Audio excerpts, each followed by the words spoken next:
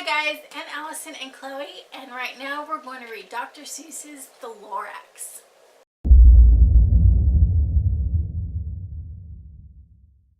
Hey, give me my hand. Give me my hand. Thank you.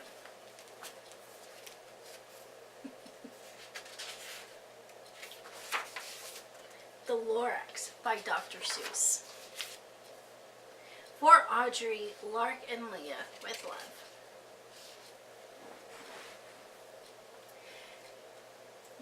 At the far end of town, where the grickle grass grows, and the wind smells slow and sour when it blows, and no birds ever sing excepting old crows, is the street of the lifted Lorax.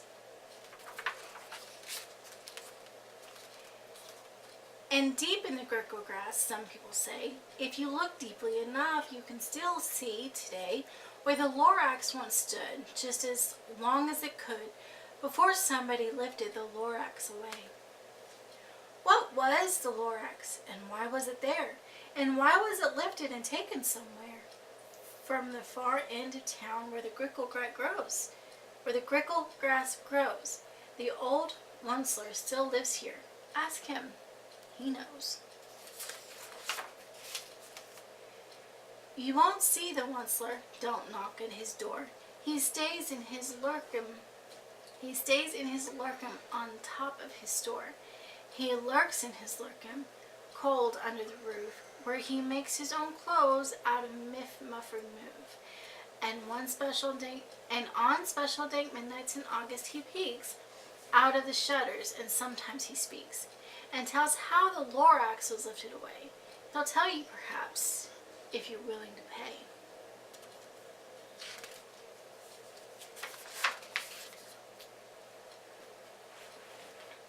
On the end of a rope, he lets down a tin pail, and you have to toss in 15 cents to the nail and the shell of a great-great-great-grandfather snail.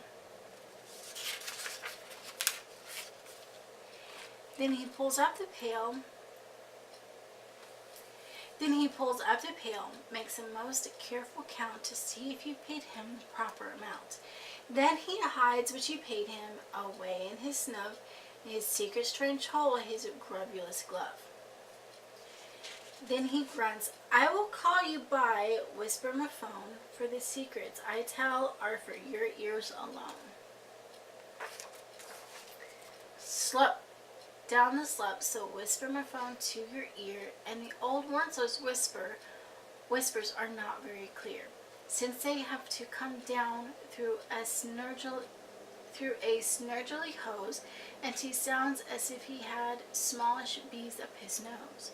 Now I'll tell you, he says, with his teeth sounding gray, how the Lorax got lifted and taken away. It all started way back, such a long time back.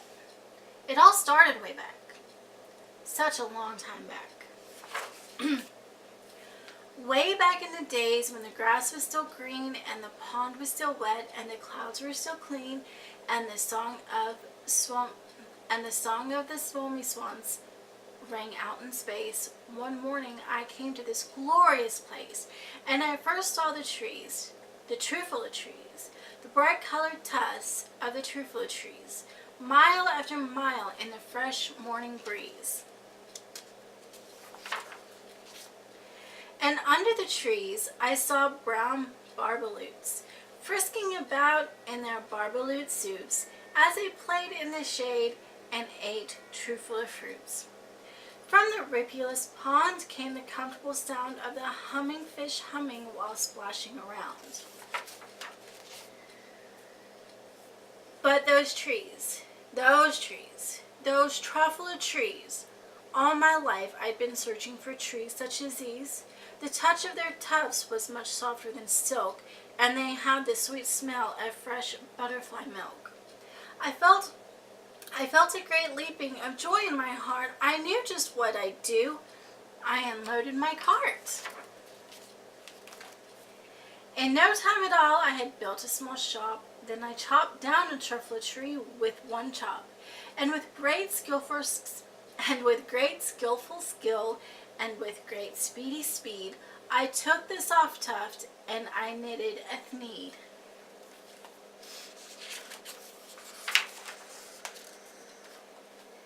The instant I'd finished, I heard a gajump. I looked. I saw something pop out of the stump of the tree I chopped down. It was sort of a man. Describe him? That's hard. I don't know if I can. He was shortish and oldish and brownish and mossy, and he spoke with a voice that was sharpish and bossy.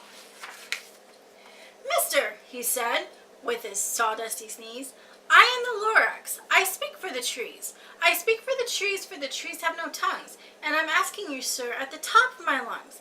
He was very upset as he shouted and puffed, "What's that thing you've made out of my truffle tuft?" "Look, Lorax," I said, "there's no cause for alarm. I chopped just one tree, and I'm doing no harm. I'm being quite useful. This thing is Athneed. Athneeds find something that all people need. It's a shirt, it's a sock, it's a glove, it's a hat. But it has other uses. Yes, far beyond that. You can use it for carpets, for pillows, for sheets, or curtains, or covers for bicycle seats." The Lorax said, "Sir, you are crazy with greed. There is no one on earth who would buy that full need." But the very next minute, I proved he was wrong, for just at that minute, a chap came along, and he thought that the thneed I had knitted was great. He happily bought it for $3.98. I laughed at the Lorax, "You poor stupid guy.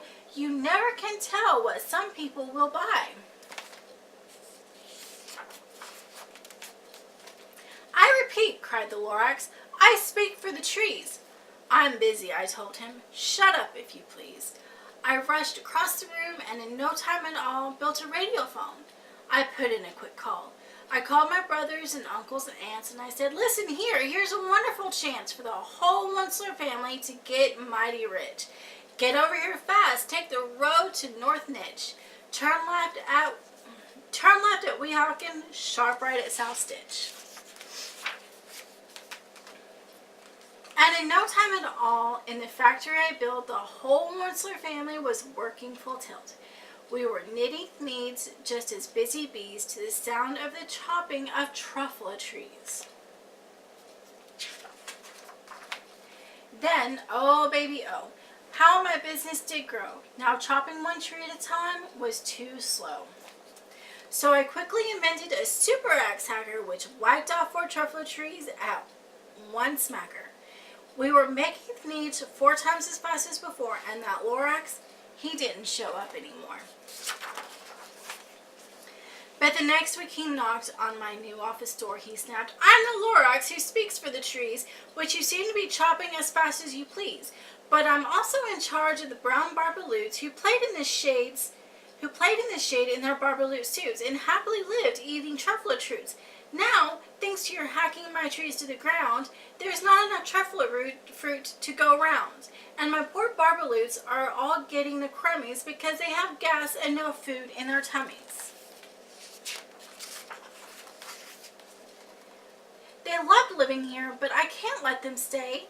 They'll have to find food, and I hope that they may. Good luck, boys," he cried, and he sent them away. I, the Wensler, felt sad as I watched them all go, but business is business, and business must grow, regardless of crummies and tummies, you know. I meant no harm, I most truly did not, but I had to grow bigger, so bigger I got. I biggered my factory, I biggered my roads, I biggered my wagon, I biggered the loads of the thneeds I shipped out. I was shipping them forth to the south, to the east, to the west, to the north. I went right on biggering, selling more thneeds, and I biggered my money, which everyone needs. Then again he came back. I was fixing some pipes when that old nuisance Lorax came back with more grapes. "I am the Lorax," he coughed and whiffed. He sneezed and snuffled. He snargled and sniffed. "Wensler," he cried with a crofulous croak. "Wensler, you're making such a smogulous smoke. My poor swami swans. Why, they can't sing a note. No one can sing who has smog in his throat." "And so," said the Lorax, "please pardon my cough. They cannot live here, so I'm sending them off." "Where will they go?" "I don't hopefully know. They may have to fly for a month or a year to escape from the smog you've smogged up around here." Once more, snapped the Lorax, his dander was up, let me say a few words about gluppity-glup. Your machinery chugs on day and night without stop and making gluppity-glup. Also, sloppity-slop. And what do you do with this leftover goo? I'll show you. You dirty old Onceler man, you. You're glumping the pond where the humming fish humped. No more can they hum, for their gills are all gummed. So I'm sending them off, or their future is dreary. They'll walk on their fins and get woefully weary, in search of some water that isn't so smeary. And then I got mad. I got terribly mad. I yelled at the Lorax, now listen here, Dad. All you do is yap yap and say, bad, bad, bad, bad. Well, I have my rights, sir, and I'm telling you, I intend to go on doing just what I do.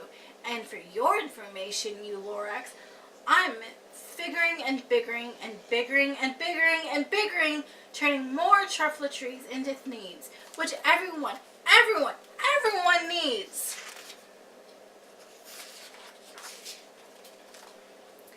And at that very moment, we heard a loud whack. From outside in the fields came a sickening smack of an axe on a tree.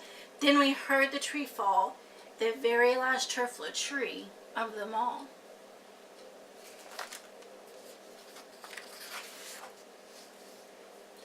No more trees, no more needs, no more work to be done. So in no time, my uncles and aunts, everyone, all waved me goodbye. They jumped into my cars and drove away under the smuggered stars. Now all that was left beneath the bad-smelling sky was my big empty factory, the Lorax and I. The Lorax said nothing, just gave me a glance. Just gave me a very sad, backward glance. And he lifted himself up by the seat of his pants. And I'll never forget the grim look on his face when he hoisted himself and took leave of this place, through a hole in the smog without leaving a trace. And all that the Lorax left here in this mess was a small pile of rocks with one word, unless. Whatever that meant, well, I just couldn't guess. That was long, long ago. But each day since that day, I sat here and worried away.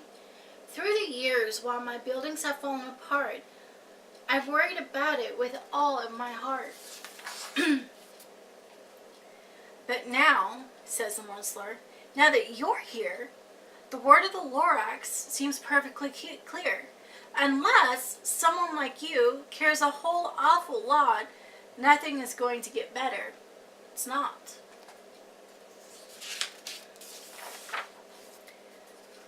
So, catch, calls the Onceler. He let something fall. It's a truffle seed. It's the last one of all. You're in charge of the last of the truffle seeds, and truffle trees are what everyone needs. Plant a new truffle. Treat it with care. Give it clean water and feed it fresh air. Grow a forest. Protect it from axes that hack. Then the Lorax and all of his friends may come back.